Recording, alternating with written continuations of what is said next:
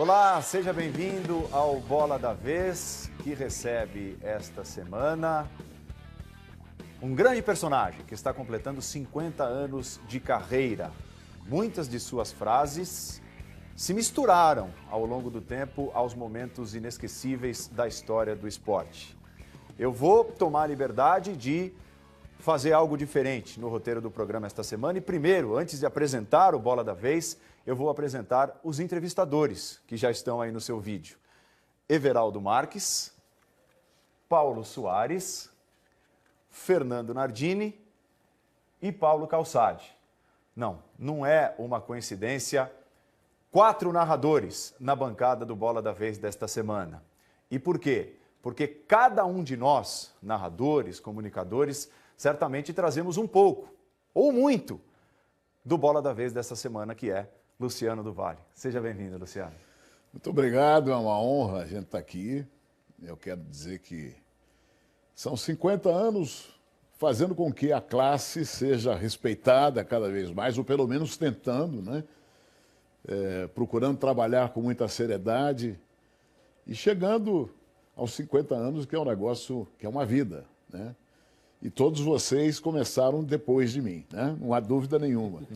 E eu fico muito feliz de ver que está se renovando para melhor. Eu tenho certeza que teremos grandes narradores de televisão. Imagine você na época que eu comecei em televisão, que a gente podia se espelhar em 3 ou 4 locutores. A gente podia errar, mas eram muito bons.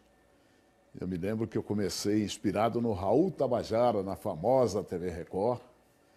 Grande Tabajara, que era um locutor de televisão feito para televisão, que naquela época, depois veio o Walter Abrão, da nossa querida TV Tupi, mas o Walter já era um pouquinho mais acelerado. O Raul Tabajara tinha o dom e o poder de transmitir usando o espaço da televisão. E foi com o Raul Tabajara que eu fui sair da Rádio Nacional, para ir para a televisão. Mas o que eu quero dizer é que eu estou muito feliz de estar na frente de vocês aqui no Bola da Vez. E eu sei que vocês estão sempre ao lado do esporte, trabalhando, né, com as dificuldades que nós temos. Nós estamos falando aqui antes dos estádios, que agora estão melhores. Paulo Calçade trabalhou comigo, eu trabalhei com o Paulo, e a gente andou por aí. Então a gente sabe as dificuldades que a gente tem. Estou à disposição. O Paulo Calçade é a exceção, é o não narrador desta bancada, exatamente por essa coincidência. Enquanto, né? Por enquanto, sabe-se lá, tem muito tempo ainda, quem sabe? Justamente pelo Paulo ter tido a honra de trabalhar diretamente com o Luciano do Vale, nós precisaríamos de um documentário para mostrar partes desses 50 anos de carreira do Luciano. Como não é possível, como o tempo do programa não permite, nós trouxemos um pequeno VT com o texto do Everaldo Marques, que mostra um pouquinho da trajetória que tanto nos honra, nós, narradores, do Luciano do Vale nesses 50 anos.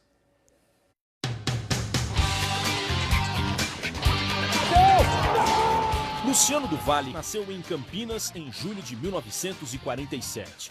Começou a carreira em rádio no interior paulista no início dos anos 60 e, a partir da década seguinte, escreveu seu nome como um dos maiores profissionais da crônica esportiva brasileira. Narrador titular da TV Globo, que detinha com exclusividade os direitos de transmissão da Copa do Mundo de 1982, Luciano do Vale foi a voz que relatou para o Brasil a campanha do time de Tele Santana no Mundial da Espanha. Falcão limpou, vai bater, bateu!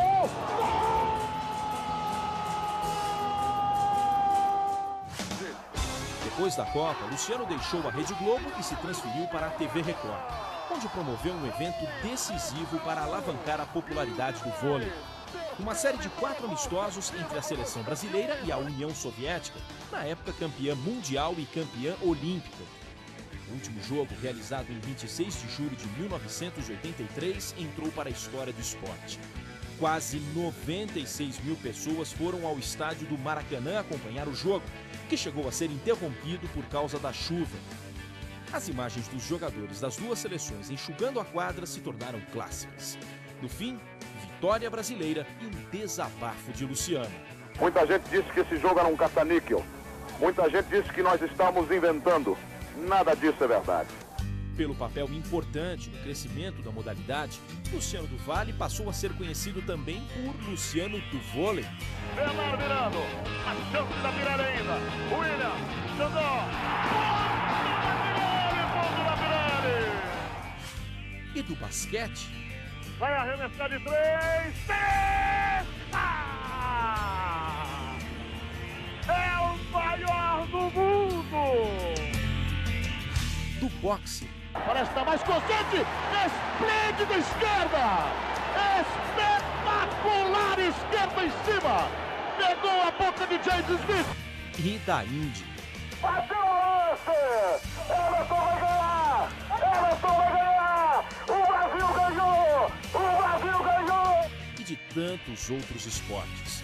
Já na TV Bandeirantes, levou ao ar em 1984 o Show do Esporte, um marco da TV brasileira. Todos os domingos, a partir das 10 horas da manhã, uma maratona dos mais variados eventos. Transmissões pioneiras como as do Campeonato Italiano, da NBA, da NFL, da Indy. E a criação de novos astros do esporte, como o boxeador Adilson Rodrigues, o Maguila. O senhor foi pra Copa e sumiu, né? Ficou por lá. E o resgate de ídolos do passado com a seleção brasileira de Masters. Gente do porte de Rivelino, Edu e Dada Maravilha estava de volta aos gramados para a disputa da Copa Pelé, que teve participações especiais do próprio Rei e de Luciano do Vale como técnico. Depois do coletivo que realizamos ontem, eu tenho a impressão que o Brasil vai defender bem o seu título de bicampeão, mas não é fácil não. Ao longo de 50 anos de carreira, Copas do Mundo, Jogos Olímpicos, dezenas de decisões de título, difícil escolher o momento mais marcante. Impossível confundir o estilo de relatar e emocionar o telespectador. Um narrador cuja função básica é descrever o que está vendo não pode ficar sem palavras. E se elas faltarem a Luciano do Vale, é porque algo realmente especial aconteceu. Pintou, ganhou, invadiu. Olha o gol, olha o gol. Gol! Não há palavras para descrever o gol do Rico. Para nós que sempre o acompanhamos e para boa parte do Brasil, como diz a frase escrita pelo Everaldo, difícil escolher o momento mais marcante da sua trajetória. Imagino para você como não deve ser difícil, mas vou te lançar o desafio, vou abrir o programa com essa pergunta. Você consegue definir a sua passagem, o seu momento preferido na carreira, Luciano? Não tenho. Essa corrida do Emerson, quando ele ganhou pela primeira vez, eu fiquei muito emocionado, porque ganhar em Indianápolis já é um problema sério. Foi a primeira vez que um brasileiro venceu. E segundo, que eu estava muito pressionado, porque se ele não ganhasse a prova, talvez a gente não continuasse com a Fórmula Indy. Porque a Fórmula Indy estava sendo colocada por teimosia da Bandeirantes e a minha, entendeu? Mas acontece, naquela época só se falava em Fórmula 1, o circuito oval era uma indelicadeza, né? Então, quando ele ganhou aquela prova, eu me senti aliviado, não só pela vitória dele, pela emoção, né, do jeito que terminou, o Alonso Júnior batendo, né, que estava atrás dele. Depois eu soube até por que ele estava atrás do Emerson, porque o Emerson estava andando e estava voando na pista. Mas na última parada, o dono da equipe, o chefe da equipe, tinha poços de petróleo. E era meio traumatizado com esse problema de combustível. Ele mandou encher o tanque do carro. Então o Emerson botou pesadão. Aí o Al Unser encostou nele, que era o Patrick Petridge, o dono da equipe. E eu soube depois, e todos nós soubemos depois. Mas ele ganhou. Então aquilo foi realmente uma emoção. Como foi uma emoção, eu estava revendo agora o Maguila batendo no quebra-ossos, o James Smith. Né? Nesse assalto, realmente, ele quase derrubou o James Smith. Todo mundo não acreditava que ele passasse do quinto assalto. Foi uma grande luta. Enfim, tem muitos momentos. O futebol feminino, tem um gol da Marta também, que eu repeti essa frase do Zico, não há palavras para descrever, contra os Estados Unidos, que foi uma pintura de gol. A nossa profissão dá muitas emoções, então classificá-las é um problema sério, né? Mas, de qualquer forma, esse do Emerson aí pode ficar. Boa. Everaldo. Aliás, queria dizer, bom, primeiro que é uma honra estar aqui. Você é um dos ídolos que eu tenho na profissão. E para mim, a maior narração da sua carreira é a das 500 milhas de Indianápolis, na primeira vitória do Emerson. Que beleza. Então, fico feliz que você também tenha elas para você como uma narração especial. Eu, como fã, para mim é a número 1. Agora, Luciano, todo mundo conhece muito da sua história na televisão. Você também foi narrador de rádio. Então, eu queria que você contasse para a gente como é que foi essa sua passagem pelo rádio e como é que foi a transição para a televisão. Olha, Everaldo, eu acho que o narrador ele tem que viver tudo no rádio. O rádio é uma faculdade para o narrador. E na minha época, o rádio esportivo brasileiro era um rádio muito, mas muito cheio de talentos.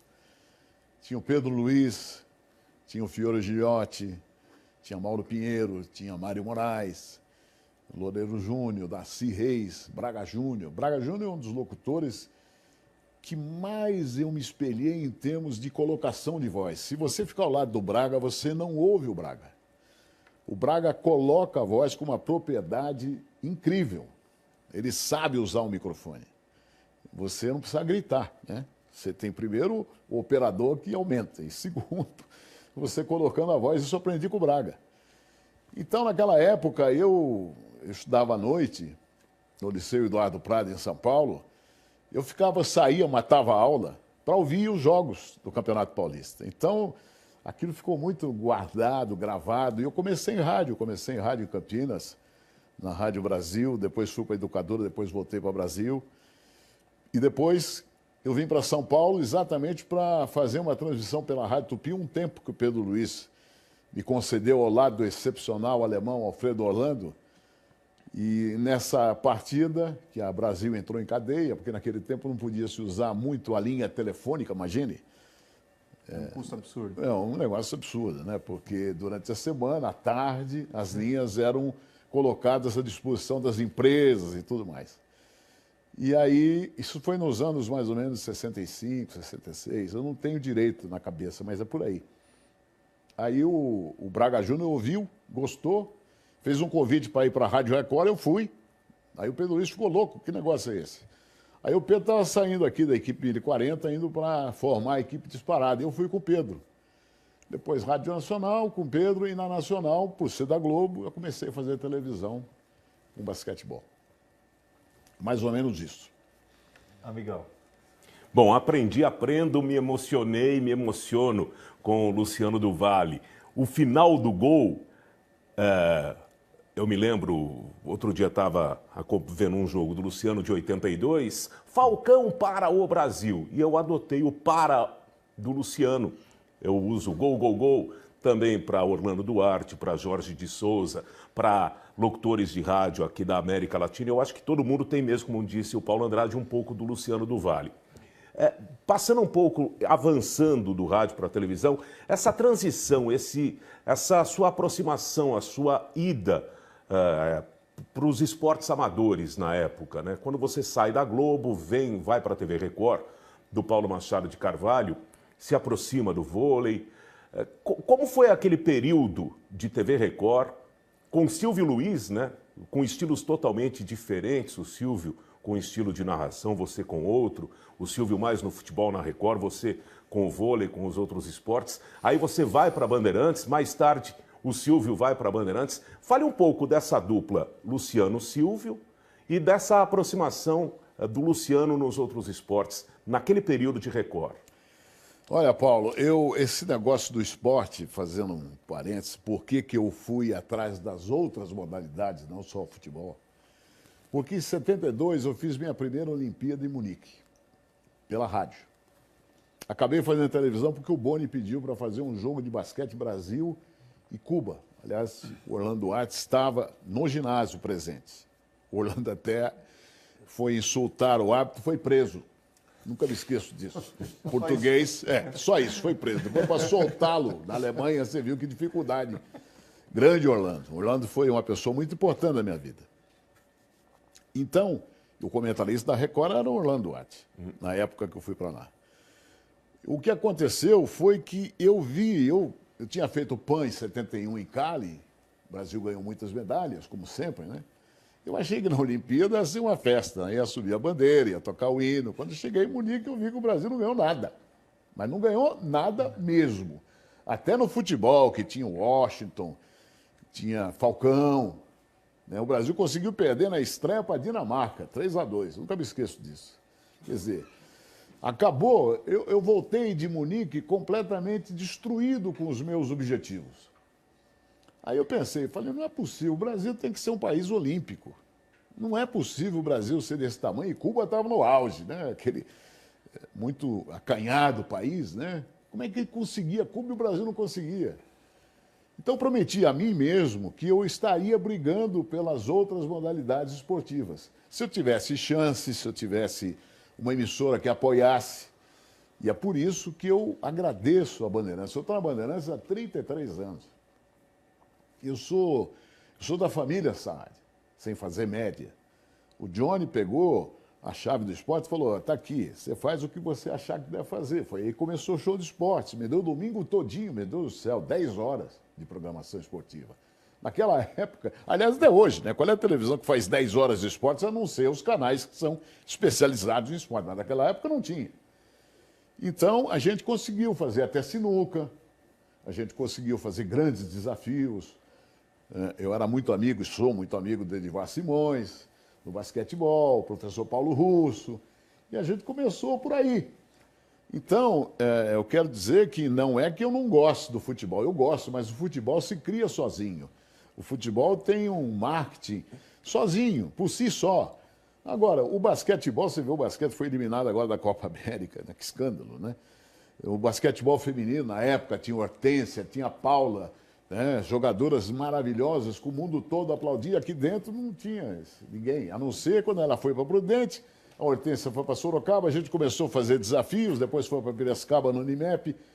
Então precisava da gente. O boxe, nem se fala, o boxe teve o Servílio de Oliveira, o Miguel de Oliveira, e depois houve um hiato. Quando o Kiko, que era o nosso sócio, né, cara que conhecia boxe, falou assim, tem um peso pesado que vai estourar, eu falei, graças a Deus. E foi o caso do Maguila. Entende? Então, sem contar com a ginástica olímpica, sem contar com a natação. Então, a gente queria um Brasil olímpico.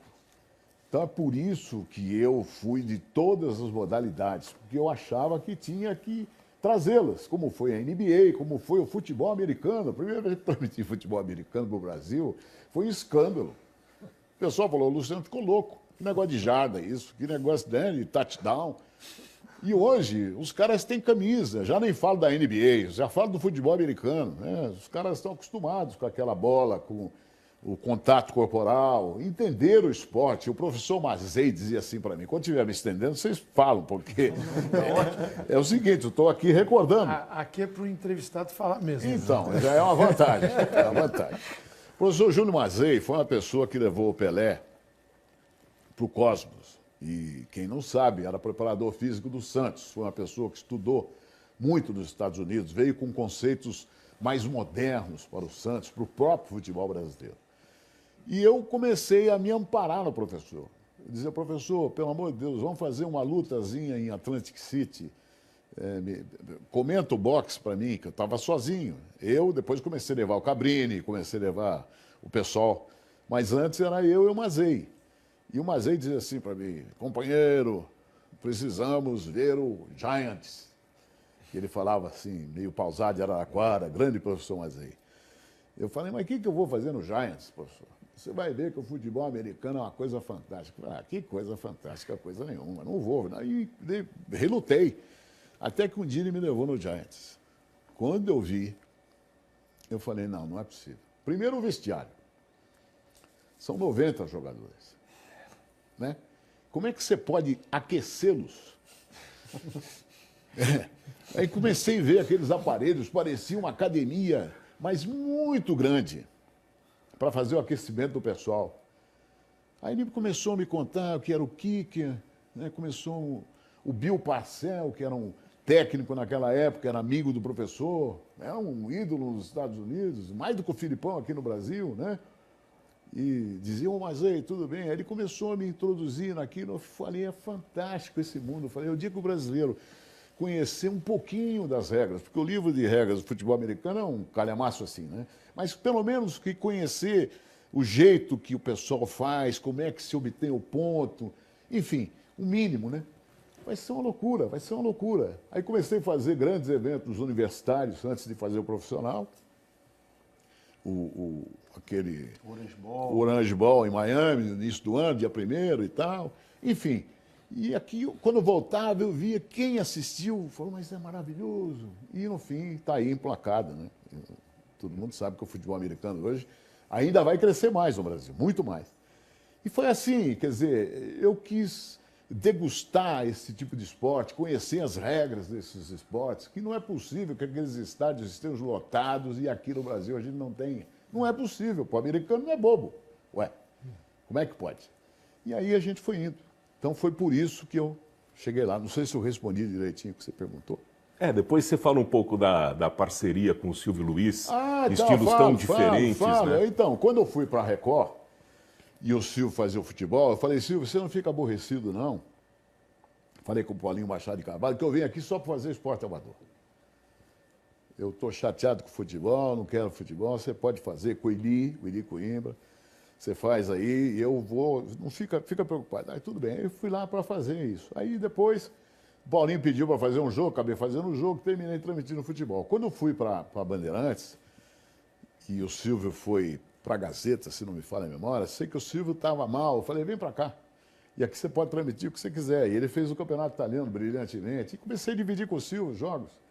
Eu não tenho esse negócio de que é titular, não é titular. Eu acho que é o seguinte, você defende enquanto você estiver no ar. Fora do ar, acabou, pô. Não precisa ter briga, não precisa ter nada, entendeu? E foi assim, eu levei o Silvio para lá. O Silvio é um grande amigo meu. Adoro o Silvio, a irreverência do Silvio. Só ele sabe fazer, meu negócio é outro. Cada um tem seu estilo. E está lá. Então a minha amizade com o Silvio foi daí, não tenho dúvida nenhuma. Nardini? Bom, assim como disse o Everaldo, para mim também é uma enorme honra estar aqui. Encontrar com o Luciano tanto tempo depois me remete ao meu primeiro emprego, que foi na TV Bandeirantes no fim dos anos 90. Então é realmente muito legal. Eu queria voltar no que o Paulo Andrade falou no começo sobre um momento inesquecível. Na minha opinião, algo que eu não esqueço jamais foi a narração do Luciano do Vale na final do Ouro Olímpico em 92, Barcelona. Ah, sim. A primeira medalha de ouro de um esporte coletivo no Brasil em todos os tempos, num esporte que você inventou no Brasil e que hoje é o esporte que mais trouxe medalhas olímpicas ao Brasil. Se infelizmente a gente não tem hoje um Brasil olímpico, nesse aspecto deu muito certo, né, Luciano? Nadine, eu vou dizer uma coisa para você. Eu passei por cima dessa final que eu me lembrei aqui, com o Zé, o nosso Marcelo Negrão fazendo o último ponto. Aquilo foi uma realização muito grande. Quando você fala que eu inventei o vôlei, eu quero deixar bem claro, muita gente às vezes me interpreta mal. Eu sei que você não vai interpretar e os nossos amigos estão não. Eu não inventei o vôlei. O vôlei estava maduro com esse time que teve. E eu descobri esse time quando foi juvenil no México, foi vice-campeão mundial no México. Ora, se o time é vice-campeão no México, né, com todas as feras dos outros países, esse time só tende a crescer. E aqui no Brasil ninguém falava do time, ninguém falava em Bernard, William, enfim, né, Xandó. E aí nós começamos a ficar em cima. Então, eu fui porta-voz. Se não houvesse o time, se não tivéssemos esses jogadores, o voleibol nunca seria o voleibol, porque o porta-voz retrata o que está acontecendo. Eu botei emoção, a gente trabalhou, houve uma equipe muito boa junto com o time brasileiro, que foi a equipe da Luque, da promoção, o Kiko, o Zé Coco, fazendo marketing. A gente teve muito cuidado com esse time do Brasil, mas teve o Bebeto, que era treinador, passou a ser treinador da Atlântica Boa Vista, teve o Brunoro, que era o treinador da Pirelli. Encontramos uma grande equipe da Pirelli, uma grande equipe da Atlântica, do Braguinha, que faziam jogos memoráveis, lotavam o Maracanãzinho, lotavam o Ibirapuera, era uma loucura. Então, o que eu quero dizer? Eu transmitindo. Então, tudo bem, eu fui lá, transmiti e vibrava. Chegou um ponto que eu nunca me esqueço do Bebeto, né? Eu fui sempre fã do Bebeto. Apesar do Bebeto ser meio reticente, chegou aqui no Ibirapuera com o time, me chamou no canto e falou assim, você está torcendo muito para Pirelli, você é paulista. Eu falei, Bebeto, vamos parar com essa frescura, pô. Vamos acabar com esse negócio. Já chega o futebol, que o nego é corintiano, é palmeirense, é Flamengo, não sei o quê. Você vai arrumar isso no vôlei, pô.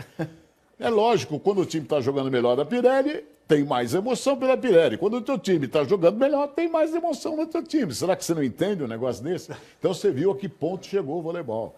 O voleibol realmente chegou a um fanatismo entre essas duas equipes. Depois veio o Atlético Mineiro, até o Zé Roberto Guimarães jogava. Enfim, aí foi começando, o Nusman queria um campeonato nacional, mas era impossível fazer naquela época, porque era deficitário um time de Alagoas, um time de Manaus, era muito, né?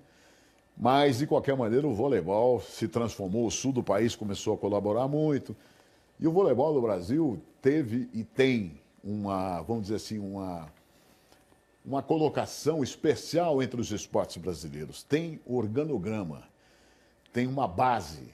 Você vê que o time vai mudando, mas o time continua lá, tanto o masculino quanto o feminino. Às vezes é vice-campeão, às vezes é um terceiro lugar, mas volta a ser campeão. Entende? Não é aquele negócio de ficar um vácuo. Era um medo que a gente tinha. Se passasse aquela geração que a gente chamou de geração de ouro, que perdeu nos Estados Unidos, porque foi todinho marcado, porque nós ganhamos dos Estados Unidos por 3-0. Depois fomos jogar a final, não conseguimos bater na bola. Os caras estavam marcando em cima, os Bernard, os Xandós da vida e todo mundo. Então a gente percebeu, graças a Deus, que a federação e a confederação tiveram cabeça para levar o plano à frente. Alçade. Bom, Luciano, legal te reencontrar aqui. Muito legal. E eu sou o único não narrador aqui da bancada. E quando a gente ficou sabendo que ia ter um Bola da Vez com o Luciano do Vale, você tem que ver a alegria dos narradores. Né? Que bom. E acho que isso é um respeito, né?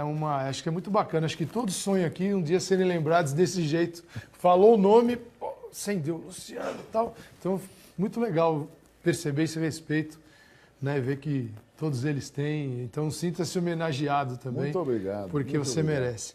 Luciano, tem um jeito brasileiro de narrar com mais emoção? É claro, tem muitos países que colocam emoção, os latino-americanos, colombianos, então. Nossa Senhora. Só falta invadir o campo, mas tem países assim que. Gol, né? É. Como é que é isso, assim? É uma coisa. Como é que você sente a narração?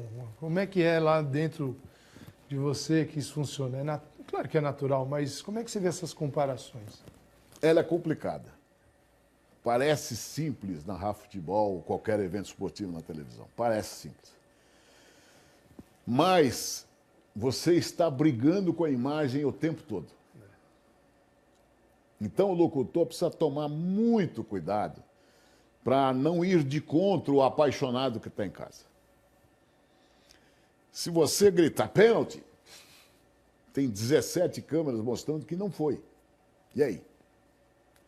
Você já irritou o cara com aquele aparelhinho na mão já trocou de canal. Entendeu?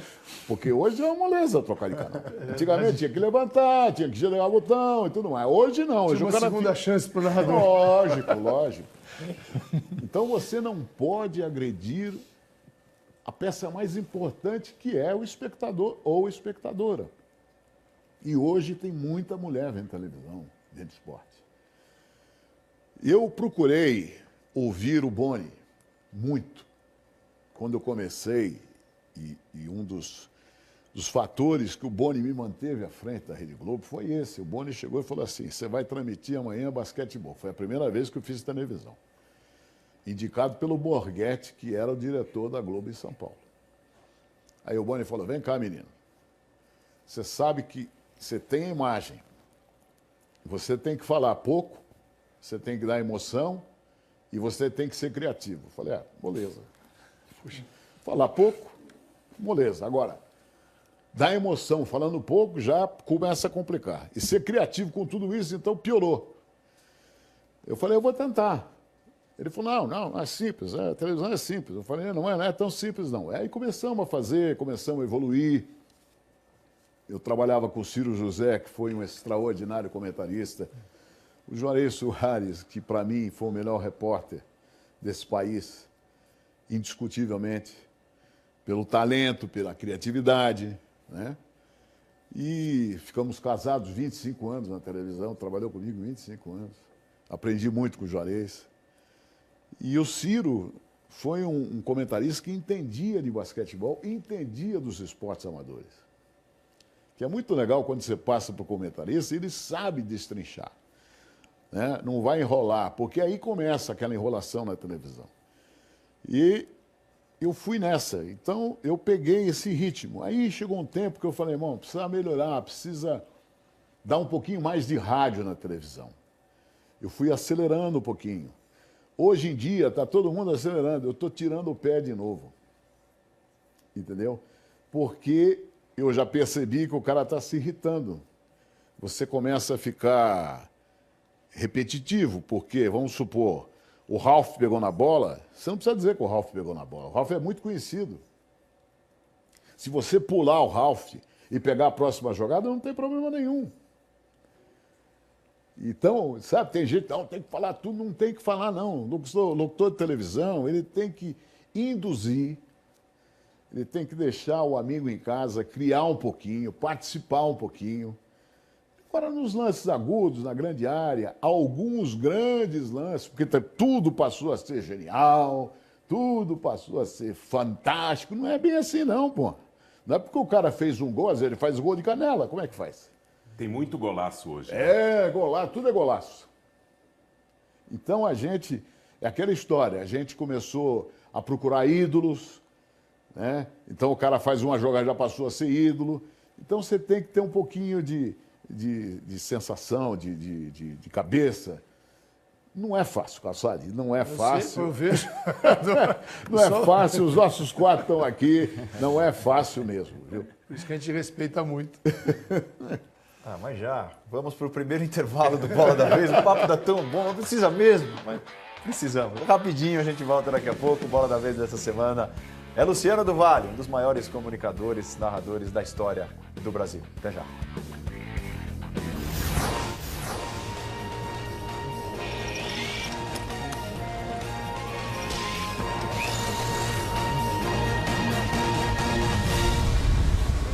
Ganhou, invadiu, olha o gol, olha o gol, gol! Não há palavras para descrever o gol de Rico! É de placa, é de placa, de placa! De arrepiar, de arrepiar, de arrepiar, de tirar o fôlego para quem ouve até hoje. Mais uma das frases que eu citei que entraram para a história e saíram da boca do Luciano do Vale e se misturaram a grandes momentos da história do esporte. E nenhuma delas com bordão. Assim, eu vou fazer até uma consulta, porque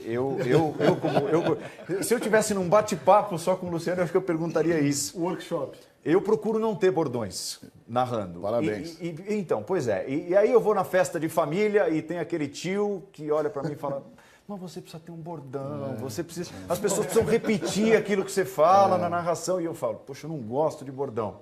E você, Luciano, entrou para a história sem bordões, com criatividade, deixando-se levar pelos grandes momentos do esporte, como aquela frase que nós acabamos de ouvir, não há palavras. Uma frase... O Zé Silvério veio aqui, também fez um Bola da Vez, gravou, foi a hora essa semana passada, e o Zé Silvério também é um cara que não tem bordões. Né? É um ótimo Exato. locutor. Né? Exatamente. É pecado não ter bordão? Não, não é, e eu sou contra. Porque esse teu tio, por exemplo, eu tive vários tios que disseram a mesma coisa. Entende? Você tem que arrumar um bordão para ser identificado. Eu falei, não, o mais importante é o jogo, não é o locutor. Em segundo lugar, é a imagem do jogo. Nós estamos lá com muita humildade para identificar aquilo que está acontecendo. Basicamente é isso. Entende? E a gente vai no contramão do que as pessoas pensam. Mas parabéns, porque, na realidade, o locutor não tem que ter bordão. Eu penso isso. Aliás, todo mundo sabe. Eu acho que, se o cara perguntar para mim, eu vou transmitir um jogo, o cara fala assim, o que você vai dizer? Eu não sei, eu não levo nada na cabeça.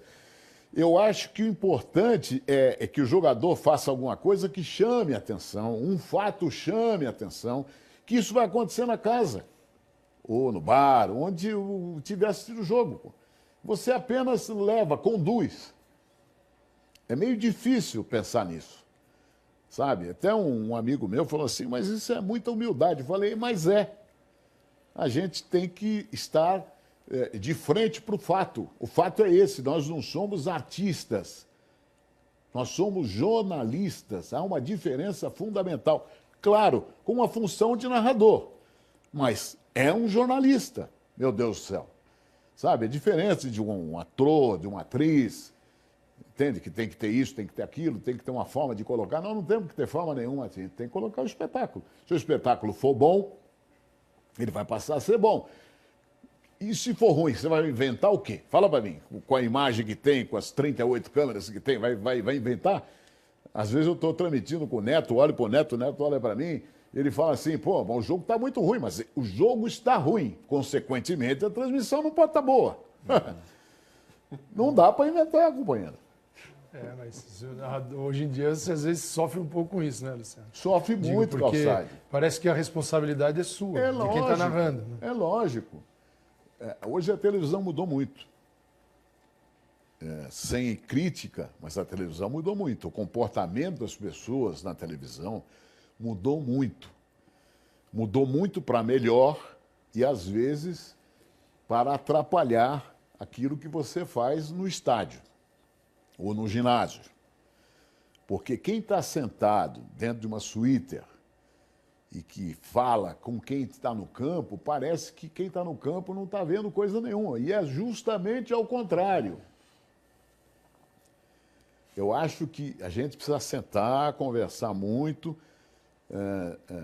até brincadeira aqui, à parte, mas eu acho que todos nós locutores temos que tomar conhecimento do que está acontecendo, independente do prefixo, conversar muito, porque senão daqui a pouco a gente vai ficar muito isolado. Daqui a pouco vão achar que o locutor é peça indispensável ou dispensável. Talvez dispensável.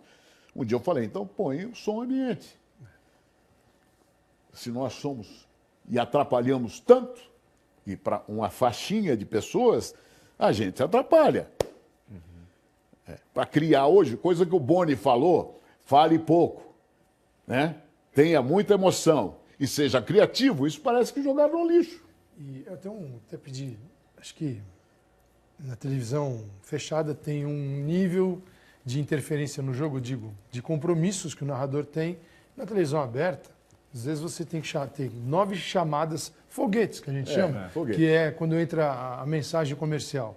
Aí você tem, às vezes, uma chamada extra, tem 2 comentaristas, tem um de arbitragem, tem os repórteres no campo. Chamada de programação. Chamada de programação. Ali lembrou bem. E tem um jogo para narrar. Quer dizer, quem está distante não precisa se preocupar com isso. Mas quem está narrando, é difícil você pensar em todos esses compromissos para colocar em 45 minutos. Claro. E é assim que funciona, não tem jeito. Então, amplie ainda mais isso que você está dizendo. Deixa ali que ele faz. Isso. Né?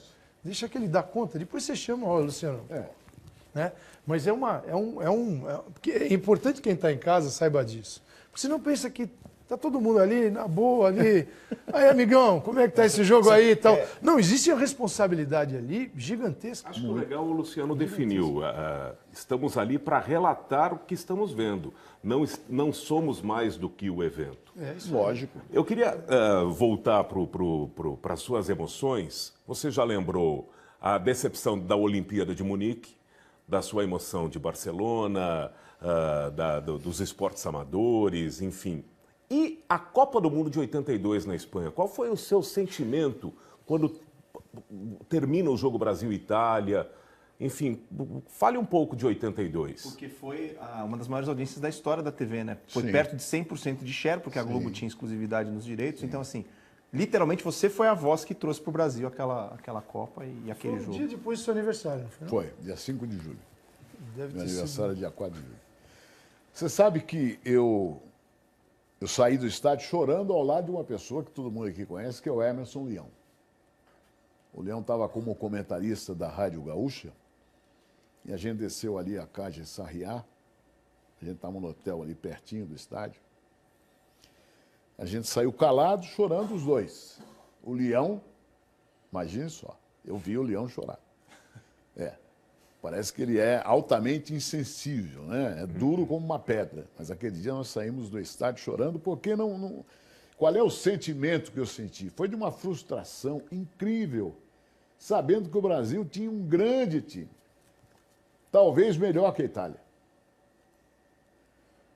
Mas aquele gol do Paulo Rossi, o terceiro, foi como uma facada, né? A gente ficou bobo. Eu olhei para o nosso comentarista, depois conversei com o Juarez, da noite, depois do jogo. Era você e Márcio Guedes, né? Exatamente.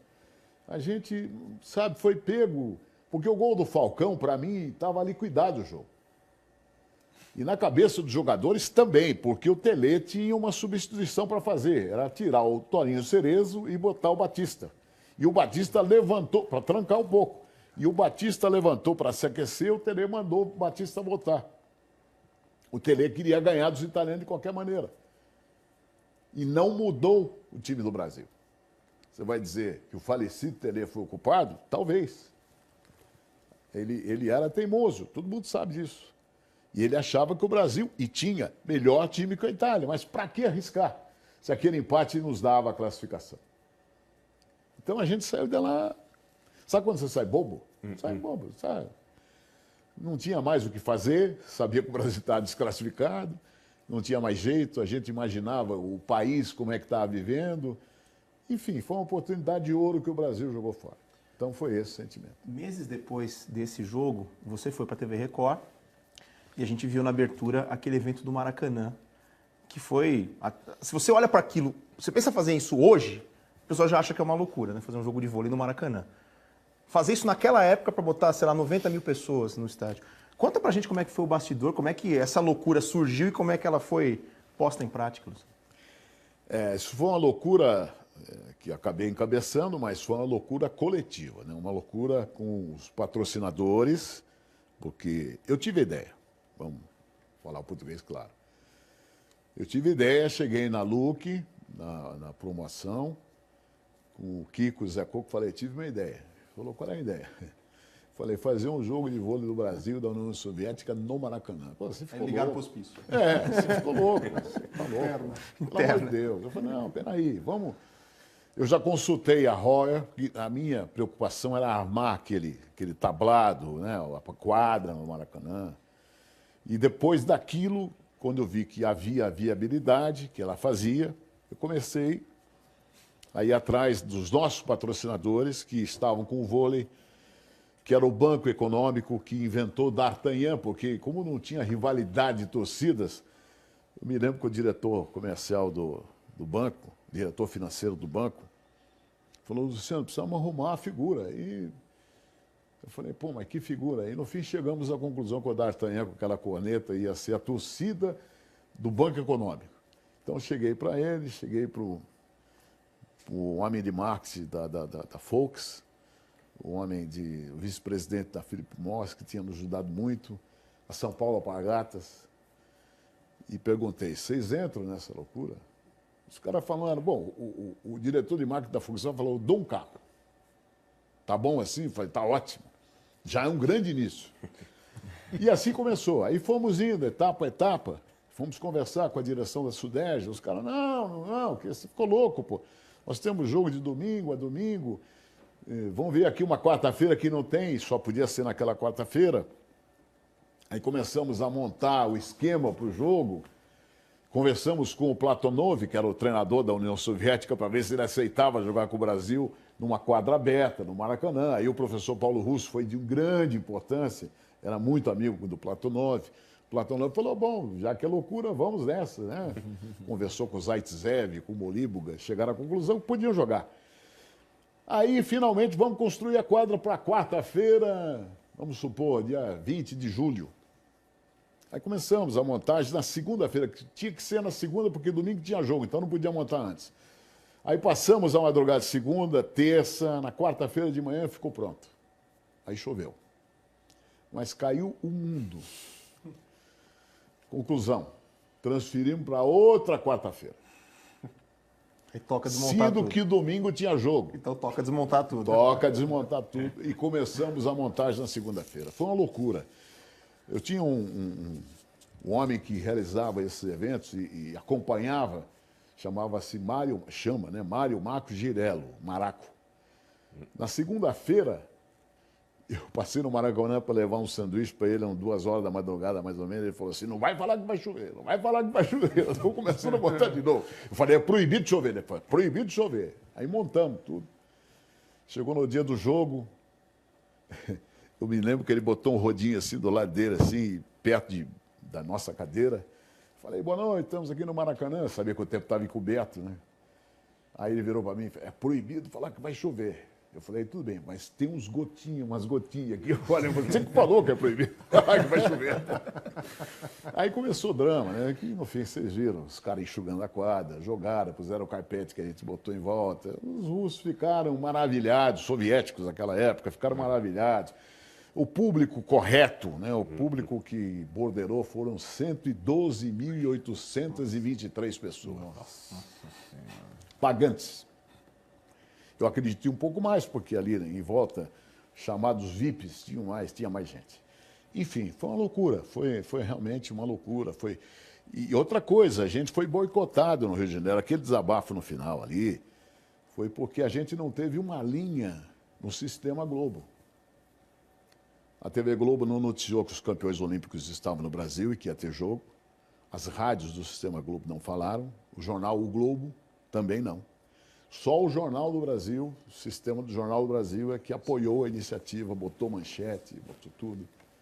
Então você imagina o que era aquilo dentro da gente, né? Aquilo foi uma coisa, porque ignorar que um campeão olímpico vai jogar no Maracanã é uma coisa que eu não entendia, até hoje. Agora, Luciano, o Show do Esporte acho que fez parte da infância, adolescência, juventude de todos nós aqui, era algo absurdo, inimaginável. E dentro desse Show do Esporte você colocava várias modalidades durante todo o domingo, durante 10 horas no domingo, começava de manhã, terminava à noite, e era óbvio que prendia muita gente em frente da televisão, eu era uma dessas pessoas. O alcance gigantesco a ponto de você e o Juarez formarem 2 times, a equipe do Luciano, a equipe do Juarez, e fazerem duelos contra a Hortência de um lado, Paula liderando outro time de outro, aí tinha Rui Chapéu e Steve Davis na sinuca, tinha um monte de competições e no final do dia chegava-se ao vencedor. Hoje, é possível imaginar algo como um Show do Esporte numa TV aberta ou sem a menor condição? Sabe o que acontece? Vocês, né? ESPN, as emissoras fechadas que hoje abraçam o esporte, tiraram essa oportunidade. Porque naquela ocasião, a gente fez isso baseado no cabo americano. Ou seja, no Brasil não existia TV a cabo. Então a gente fez da Band um cabo aberto. Então hoje não há a menor condição, entendeu? Não há a menor condição. E existia o fato de ser novidade. As pessoas queriam ver, queriam aprender. Hoje em dia não tem mais novidade. Pode-se fazer de uma maneira mais interessante, tudo bem, mas não tem mais novidade. A tecnologia hoje está a nosso favor, mas todo mundo já sabe que é o futebol americano, todo mundo sabe que é sinuca. Você está entendendo? Quer dizer, então, eu acho que o tempo foi muito legal com a gente. A Band acreditou muito nesse negócio, foi muito legal com a gente. Aí deu tudo certo, entendeu? A gente ia na hora certa, o homem certo, o esporte certo, as pessoas para assistirem. Então deu tudo certo. Porque hoje a gente sabe que é muito raro alguma coisa da Ibope em TV aberta que não seja futebol. É muito raro. Muito raro. Nada mais da Ibope além de futebol. Muito raro. Estou com você, é muito raro. Talvez uma luta seja uma exceção de boxe, mas vem aí o MMA. Enfim, são eventos assim. Mas se você tiver uma programação contínua todos os domingos, não vai dar certo, infelizmente. Narrar é um dom, Luciano? Você acha que a pessoa nasce com esse dom e depois acaba descobrindo, ou não, mas se acabar descobrindo é possível aprimorar, mas é um dom? É um dom. Nasce com a pessoa? Deus deu. Quer dizer, o Paulo Calçade, a essa altura, dificilmente vai se transformar num narrador. Não vai. Né? Não vai se transformar. Mas, em compensação, vai continuar sendo um brilhante comentarista. Absolutamente. Obrigado. Não deixa assim que nós jamais seremos. O Paulo Andrade. Luciano, por que narrador de futebol narra carnaval? Por que todo narrador de carnaval é narrador de futebol? E você gosta de narrar carnaval? Eu gostei, eu achei uma grande experiência, porque eu gosto do carnaval, das escolas de samba, veja bem, quer dizer, só isso mesmo, no Rio, agora em São Paulo, está tendo também. Eu acho um negócio muito legal, sabe? Você falar das alas, é cultural, você aprende, né? Você tem que ler o enredo, tem que ler o que representa, o que eles estão fazendo. Então é por isso, eu penso que é por isso. Mas narrei 2 vezes só, e um desfile das campeãs, os 2 desfiles das campeãs, um sábado no Rio de Janeiro. Mas eu acho que é por isso, né? Eu acho que não tem nenhuma... Eu acho, aliás, eu acho que tem o lado do improviso, né? Duro segurar um vivo. Exatamente. Eu comecei a pensar nisso. Só ali o futebol e você está ali no carnaval, você não toma, isso não mesmo. tem jeito, se não tomar cuidado, acaba. E quem segura um ao vivo durante 90 minutos... Parabéns, é isso mesmo. Né? Só que se no carnaval você tem uns 7, 8 jogos para fazer. Sim. A noite inteira. Você vai segurar muito. Mas esse daí é um detalhe fundamental. E o que o esporte, a gente vê a versatilidade de companheiros, de vários companheiros, né? Claro. Isso é histórico.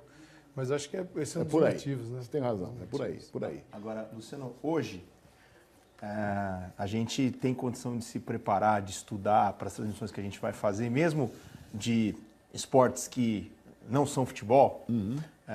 Hoje eu consigo fazer transmissões de NFL, de NBA, estando bem por dentro das coisas graças à internet. Mas quando você deu pontapé inicial para essas transmissões, o acesso à informação era praticamente zero. Nem fax. Nem tinha. O Silvio Luiz e o Silvio Lancelotti ficavam vendo álbum de figurinha nas transmissões do Campeonato Italiano para tentar identificar, porque não chegava escalação, não chegava nada. Fazer Fórmula Indy sem o tempo real da classificação e tal. Aqui no começo da ESPN a gente fazia o futebol europeu sem informação nenhuma. Conta pra gente como é que era desses apuros que você passou por conta de não ter condição de ir bem informado para as transmissões e muitas vezes nem saber se o sinal ia chegar, o sinal cair no meio da transmissão e ter que continuar segurando, enfim. Você sabe que a Fórmula 1 na Globo a gente começou a fazer. Quer dizer, na realidade, quem começou a fazer foi Júlio Denamari. Aí o Júlio, infelizmente, morreu naquele acidente da Varig em Paris. Eu fui no dia seguinte para fazer o Grande Prêmio da Inglaterra. Aliás, saiu na relação de passageiros do acidente o meu nome. Porque eu ia no avião com o Júlio Denamari, eu tinha combinado na Bélgica com ele. Ô, Júlio, vamos chegar um pouco antes na Inglaterra para a gente bater um papo, porque o Júlio gostava de fazer muito esporte amador. E graças a ele, a Globo transmitiu pela primeira vez as Olimpíadas. Só que ele ficou em Madrid e eu fui para Munique, pela Rádio Nacional, e depois fiz um jogo, esse que eu falei, Brasil e Cuba. E ele gostava muito de ginástica olímpica, né? A Miriam Delamare, a mulher dele, trouxe para o Ibirapuera, a Olga Cobot, enfim. Aí o Pedro pediu para transmitir um jogo no Pacaembu. Pediu não, escalou, né? Era o diretor de esportes. Eu falei, bom, então eu vou no dia seguinte, tudo bem. Foi o que aconteceu com o voo de Paris. E aí eu fui no dia seguinte fazer a corrida em Silverstone. E começamos a fazer. Fiz 69 GPs pela Globo. E o Ciro, meu comentarista, meu amigo, a gente fez e caímos em algumas dessas que você está falando. Uma delas foi na Holanda, em Zandvoort. A gente não tinha computador, quer dizer, não temos, né? Nesse 69 nunca tivemos. O Ciro fazia um mapinha com a mão, escrevia, passou fulano, fulano, fulano, eu via ali. Só que esse dia houve uma confusão no Grande Prêmio da Holanda. Choveu, parou, voltou, caiu uma serração. Conclusão, ninguém sabia o que estava acontecendo na pista. Aí o Ciro falou, eu vou lá falar com o Ted Mayer, que era o chefe de equipe da McLaren, do Emerson. Foi 5 minutos, ele voltou e falou, nem o Ted sabe o que está acontecendo. Falei, bom, se ele não sabe, não vamos ser nós que vamos saber, né? Então a gente passou por apuros inacreditáveis. Não tinha computador, não tinha absolutamente nada. Era tudo na raça. Eu me lembro que não tinha cabine, né? Quando você falava que era TV brasileira. E a Globo, hein? Nós somos da TV Globo. Falei, que TV, o que vocês vão fazer? Teve uma corrida na Suécia, em Anderstorp, que não anoiteceu, né? Pegamos um verão lá, que chegou 11 horas, entramos no restaurante para jantar no sábado, estava sol a pino, saímos do restaurante 1 hora, estava sol a pino. E nesse circuito nós transmitimos em cima de uma árvore. Em cima de uma árvore. Anderstorp. Então, nós somos pioneiros. E todo lado pioneiro tem esse problema. Hoje, para transmitir, é uma moleza, né? Hoje você tem tudo que você quer, tudo. Né? Aquele computador te dá tudo. Te dá a diferença, te dá o peso, te dá o combustível, quando é que vai entrar, quando é que vai sair. O que eles falam? O pneu está aquecendo, não está aquecendo. Então, hoje, realmente, é uma responsabilidade, né? Mas tem que saber transmitir, mas é realmente muito mais fácil, muito mais fácil. Última pausa deste Bola da Vez. Conversaremos mais com o Luciano do Vale. Bola da Vez desta semana, depois do intervalo. Até já.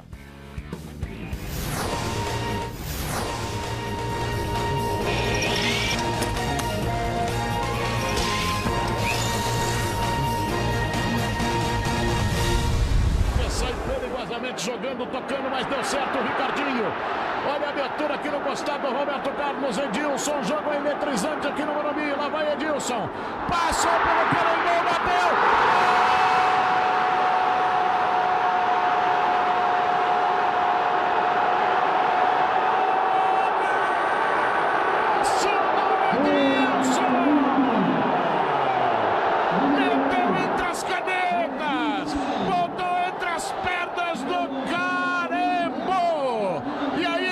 Eu sou o Edilson, o capeta.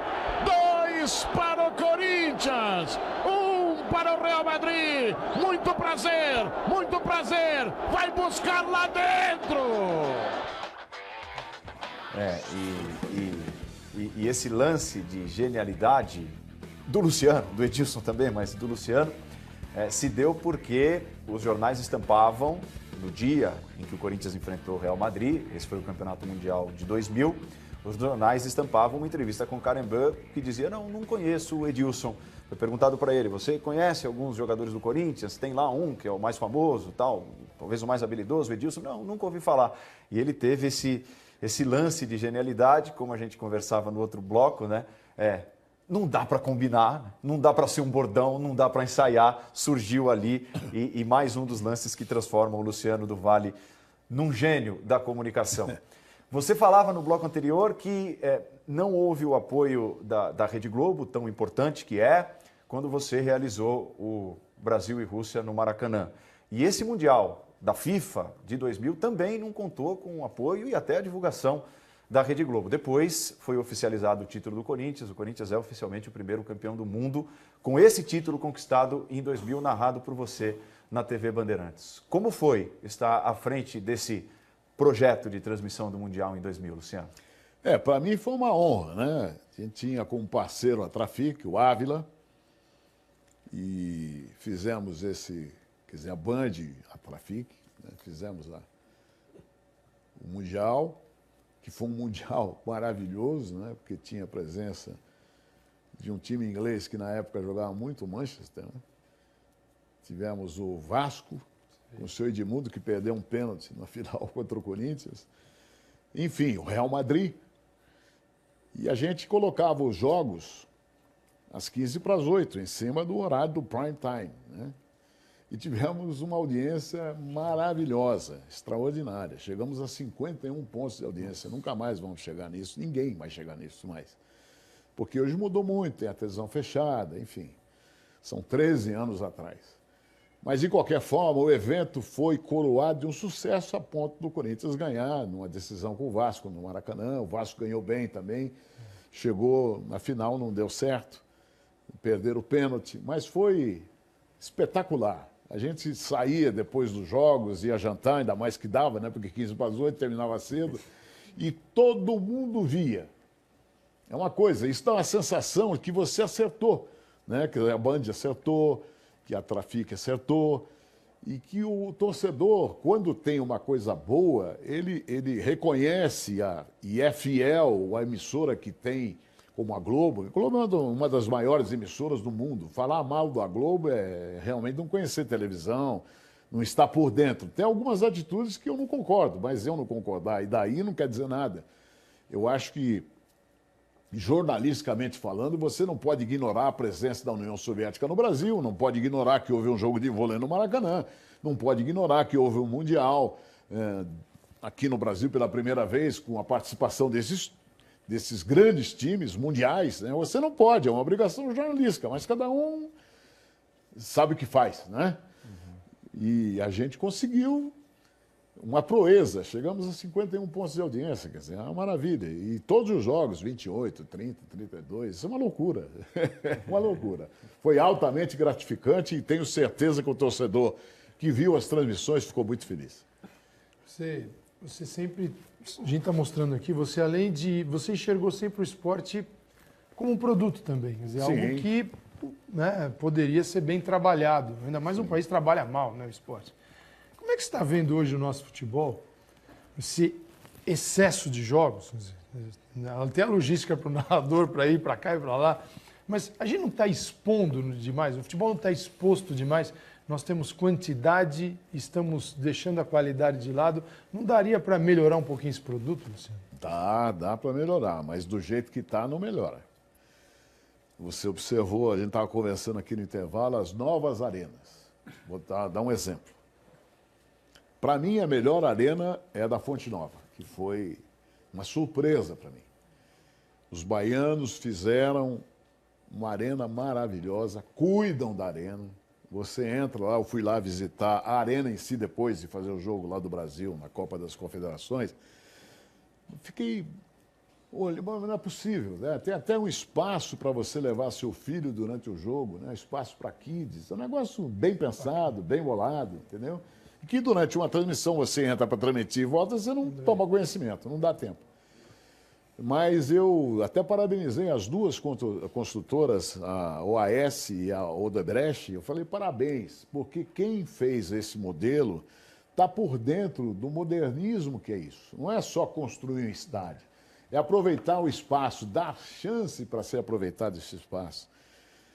E já não acontece em Brasília.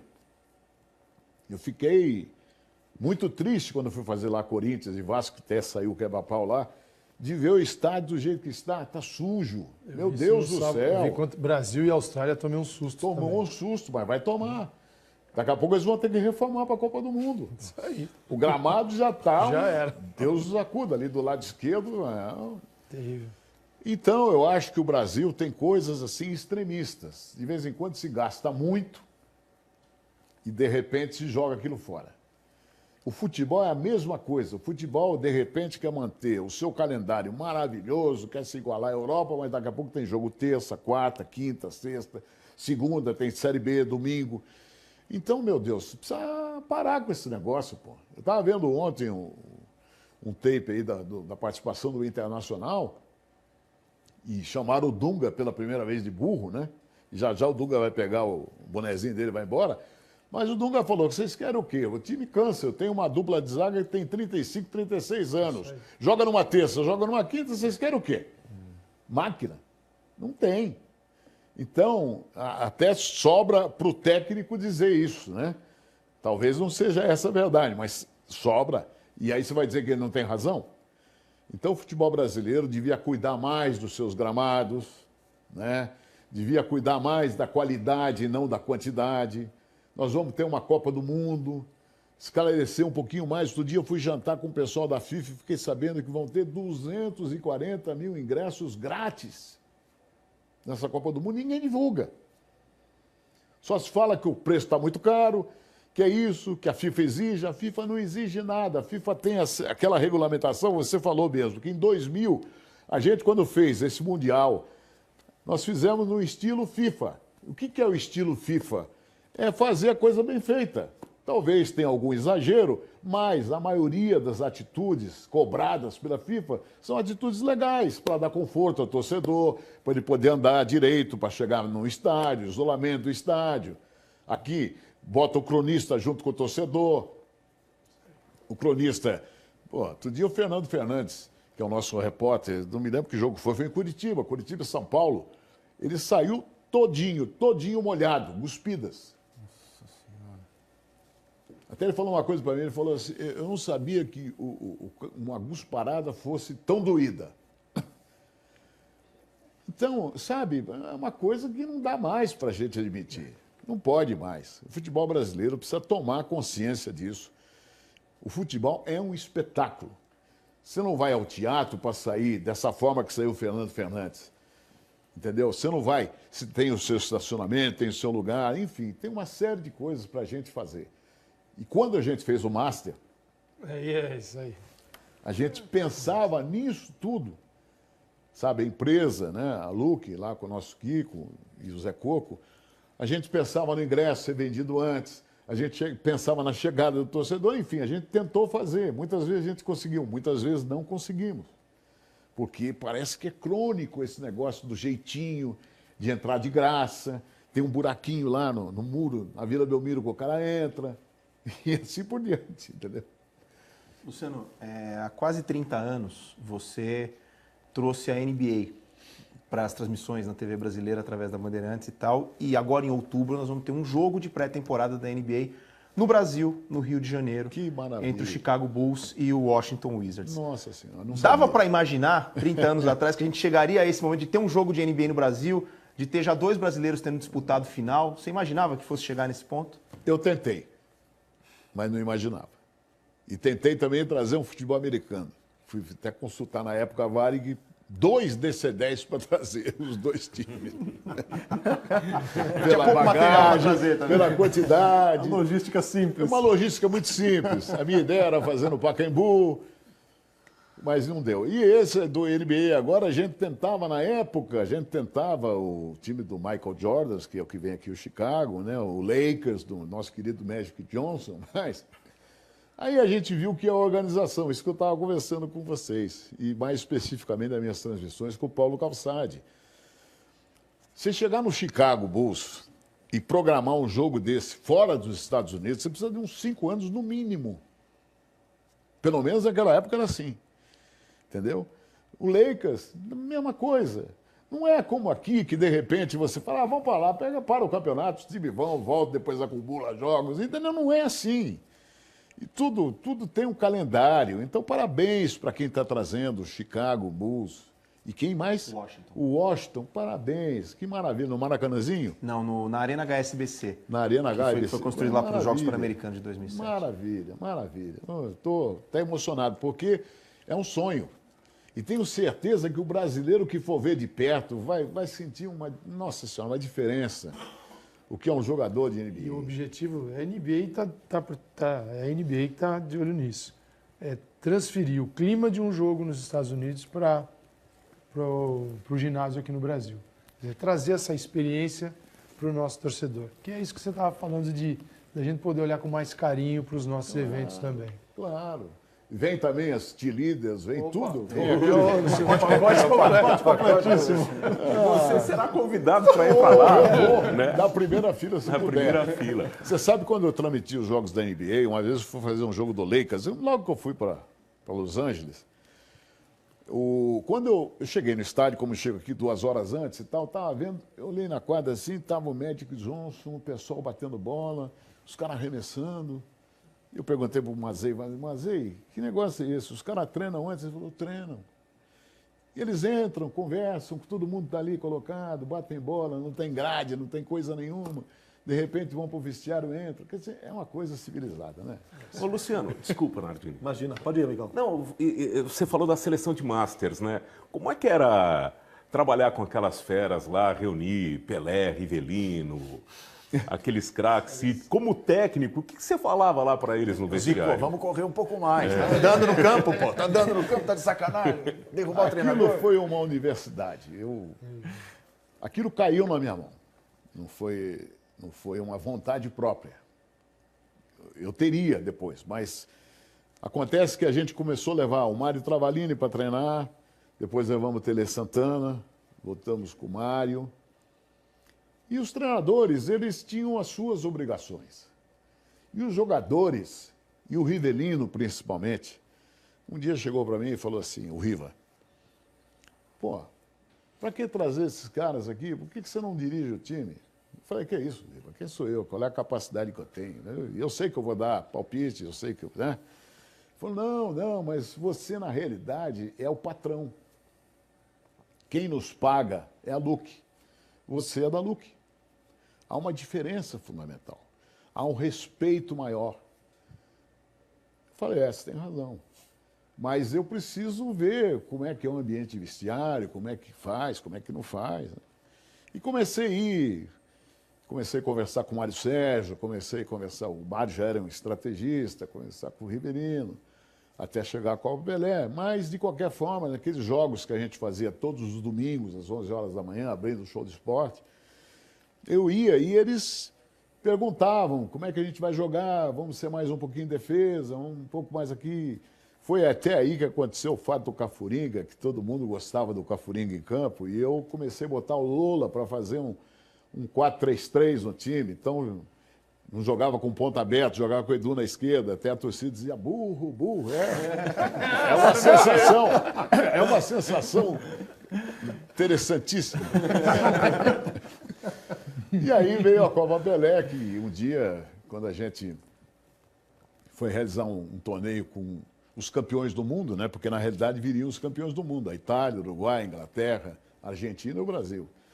Por ser um torneio desse porte, a gente precisava ter uma grande atração. E eu fui falar com o Pelé era muito meu amigo, aliás, é muito meu amigo, é que faz tempo que eu não encontro o Rei, eu estou com saudade dele.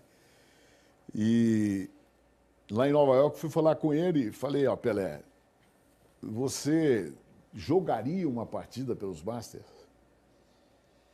Ele tinha recusado proposta de Israel, proposta de $1 milhão. Eu falei, não vai, de jeito nenhum, não vai jogar. Em todo caso, eu vou falar com ele. Eu falei, ele falou assim, não, eu não jogaria, eu daria o nome para o torneio.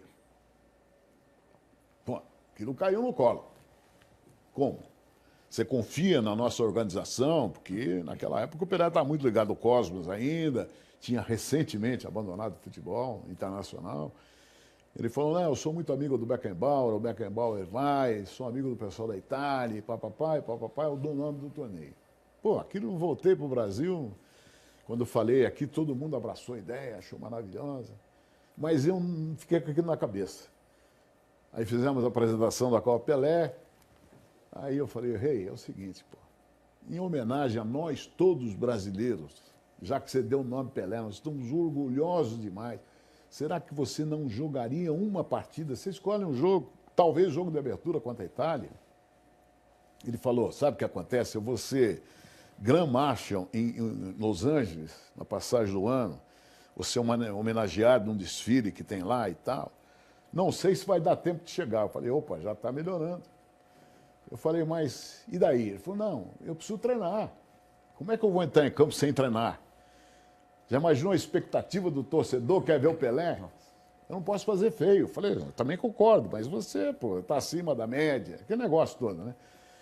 Aí ele falou, então vou fazer o seguinte, eu vou aceitar com uma condição. Eu falei, agora vai ser bravo. Ele falou, quero que você traga ao Brasil um fotógrafo de Paris, da Manchete, 2 amigos meus de Nova York, e falei, quanto não temos muito dinheiro para pagar? Ele falou, não vou cobrar nada. E pelo nome do troféu, também nada. Se futuramente tiver alguma coisa, aí comercialmente nós vamos conversar.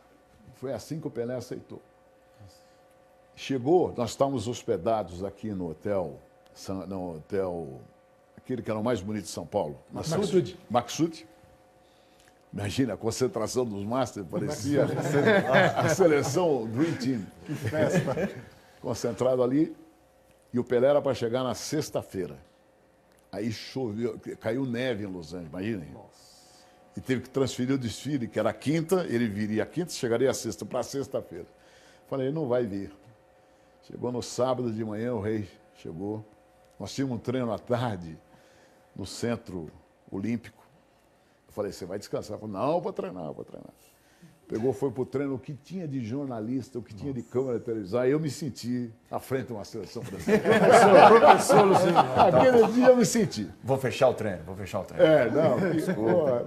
Chegou no vestiário, aí o Pelé, mas vou te contar, isso daqui, tudo que eu estou falando tem testemunho. O Pelé falou assim para mim, eu jogo como? Eu falei, do jeito que não, ele falou, mas eu jogo de frente, eu jogo colado, vou entre os zagueiros. Aí o Rivelino falou assim, ô Negão, você não vai ficar entre os zagueiros, você faz o que você quiser, você pega a bola, vai com ela, você não vai ficar entre os zagueiros coisa nenhuma. Foi assim, vai dizer, o jeito do Pelé, a humildade do Pelé, a humildade do grupo. Tinha o Ribeirinho, tinha o Dicá botava a bola onde queria. Então, aí contra a Itália foi no Pacaembu. Foi no Pacaembu, o jogo choveu. Começou a chover. Eu estava nesse jogo aí. Você estava nesse jogo. Pelé alegria. Não fez gol, mas fez coisas maravilhosas. Fez chover. Fez chover. A ponto de tirar uma bola da mão do goleiro da Itália e quase de bicicleta fazer o gol. Enfim, o Pelé, realmente, ele é, como homem, Edson Arantes do Nascimento, que ele gosta muito de separar, é excepcional. Ele é brilhante, entendeu? Ele é uma alma pura, sabe? Ele é ídolo. Eu tive muita oportunidade, muita sorte de viver ao lado dele, mesmo em Atlantic City, nas noitadas pugilísticas, onde ele vai, ele para, ele, sabe, é o maior embaixador brasileiro, ele dá autógrafo olhando para a feição do cidadão, qual é seu nome, põe o carinho do Pelé. Eu dizia para ele lá no México, ele foi comentarista nosso da banda, eu falei, Pelé, para de dar autógrafo assim, só põe o nome. Porque senão não vamos sair do estádio, rapaz. E tem uma deles, só para encerrar, nós chegamos em Guadalajara, aquela entrada, não sei se vocês conhecem o estádio, em Guadalajara a entrada é feita pela rua, né, tem aquela subida, né, tem escada. E assim de gente, jogo do Brasil. Falei, Pelé, como é que nós vamos entrar aqui, rapaz? Sem segurança, sem nada. Ele falou, deixa comigo que eu tenho um disfarce. Tirou uma boina. Deu uma boina, levantou aqui a bola. O que você acha? Eu falei, eu acho que não vai dar certo, mas tudo bem. Você acha que vai? E entramos em filinha assim, junto à parede. Quando chegou assim, na hora do cara veio a credencial, o cara estava de cabeça baixa. Aí o cara olhou e falou assim, e você? Aí ele pegou, tirou uma boina e falou assim, eu sou Pelé.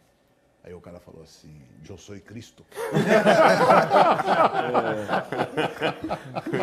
Muito bom. Última pergunta, Nardinho. Luciano, é óbvio, uma hora você vai cansar dessa brincadeira, vai fechar a lojinha e vai descansar. Quando esse dia chegar, e sinceramente fazemos votos que ainda demore, você vai olhar para trás e vai ver como seu principal legado o quê? A emoção que você passou ao torcedor brasileiro nas mais diversas modalidades, o caminho que você trilhou para um monte de narradores, ou a divulgação de novas modalidades para o esporte brasileiro? Eu te confesso que eu não sei. Eu não sei. Faz parte da minha vida, entendeu? Vai ter que parar, lógico. Todos nós somos humanos, né? Não sei te dizer. Eu gostaria muito de fazer parte da parte diretiva, da parte de organização, não é bem diretiva. Se eu pudesse colaborar com alguma coisa, seja lá a modalidade que for, porque eu acho que no Brasil a gente não tem ainda profissionais das áreas que você vivenciou. Tem muito curioso. Então, acho que durante 50 anos, né, eu participei de 10 Olimpíadas. Essa vai ser a 11ª Copa e a 11ª Olimpíada. É impossível que eu não tenha aprendido alguma coisa. É impossível que eu não tenha nada para passar, né? Conversar com as pessoas. E eu sou um estudioso, eu vejo esporte todo dia, eu converso muito com a garotada lá na Band, né, com o Svevo, com o Dudu Manhani. Eu gosto muito do pessoal, a Tati. Sabe, a gente vive nesse clima, o Tocha, e eu vejo o respeito que eles têm, eu tenho por eles. Então, eu acho que não dá para você parar. Parou, não faz mais nada. Não tem graça, entendeu? Tinha que ter uma sequência. Eu não sei qual é a sequência. Eu espero fazer a Copa do Mundo, eu espero fazer a Olimpíada, aí já são mais 3 anos, né? Sei lá depois... Um dia eu volto aqui e eu conto para você. Luciano, foi uma honra, um prazer, uma aula. Obrigado por ter vindo. Obrigado por vocês me chamarem, porque é difícil a gente falar, né? Eu estou com o Calçade, não só... Porque nas transmissões não dá para falar, né? Tem que transmitir o jogo, acabou. Enfim. E falar é difícil, né? Às vezes tem um lado pessoal da gente que a gente gostaria de colocar. E muito obrigado por essa oportunidade a todos vocês, que são a nova geração, né, os locutores. O Paulo é querido, muito querido. Obrigado. É muito querido, sim. Todos vocês, mas o Paulo, uma vez o Silvio Santos falou para mim, bom locutor, tem um vozeirão. Agradeço muito a ele. E tem mesmo, tem mesmo. E eu tive a honra de trabalhar com o Calçade. Sinto falta das nossas conversas, eram boas, eram ótimas. Os jantares melhores. Jantares são ótimos, sempre com vinhozinho. Sempre com vinhozinho. Você tem que voltar num Bola da Vez para falar desses jantares, dessas histórias, das viagens, hotéis, aviões. É só a hora de que me convidar, eu volto. Só posso te garantir uma coisa: os restaurantes não fechavam só quando a gente colocava os pés lá dentro. É verdade. Faremos um Bola da Vez a vinhos. Gastronômico. Gastronômico. Muito bom. Tá muito bom? Obrigado. Obrigado a vocês. Tá? Bola da Vez hoje contou com Everaldo Marques, Fernando Nardini, Paulo Soares e Paulo Calçade. Uma nova edição do programa na próxima semana. Você fique ligado. Bola da Vez hoje viu, ouviu e curtiu um pouco dos 50 anos de história, de carreira de Luciano do Vale. Até a semana que vem. Tchau.